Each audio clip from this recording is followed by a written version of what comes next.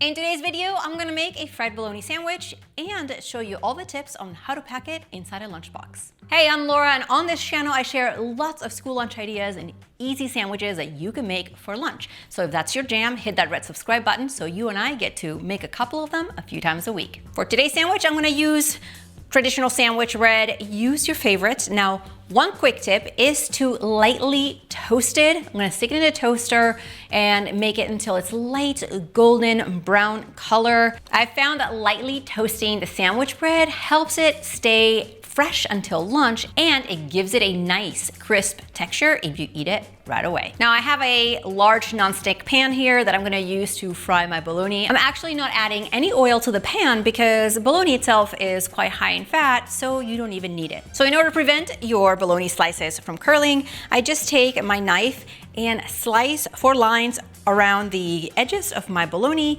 This way it won't curl up when it gets hot. So all you have to do is place your bologna slices on the pan and basically pan fry it for about 30 seconds per side. You'll hear it sizzle, and you know it's ready to flip over when the first side is toasted and lightly browned. Now how browned, that's totally up to you. While my bologna is frying up in the pan, I'm going to show you how I like to layer this fried bologna sandwich. First, I'm gonna take some mayo and spread it on one slice of the bread. And then I do like mustard, so I'm gonna take mustard and spread it on the other side. If you don't like mustard, you can also put more mayo. On top of my mayo, I'm going to add some lettuce.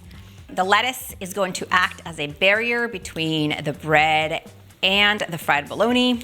By the way, if you find tips like that one helpful, give this video a thumbs up so I know to make more of them on my channel for you. Remove it from the pan directly onto your board, plate, or sandwich. And to top my bologna, I like to put some cheese, use cheddar jack, whatever your combination, and then we close the sandwich, and here you go.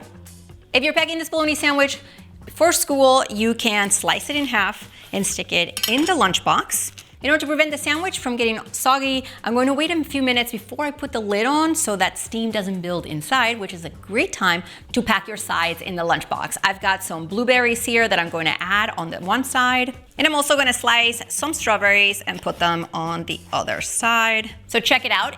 Even if you have a kid that loves bologna sandwiches and you can't get them to eat anything else, you can also upgrade the nutrition by packing fruit on the side or veggies like cherry tomatoes, carrots, whatever it is that they love to eat. And once it's cooled down to room temperature, you can place a lid on your sandwich and pack it inside of the lunch bag, and this lunch is ready to go. And just like that, friends, you can make a fried bologna sandwich for lunch. Make sure to check the description box for other lunch ideas. See you next time.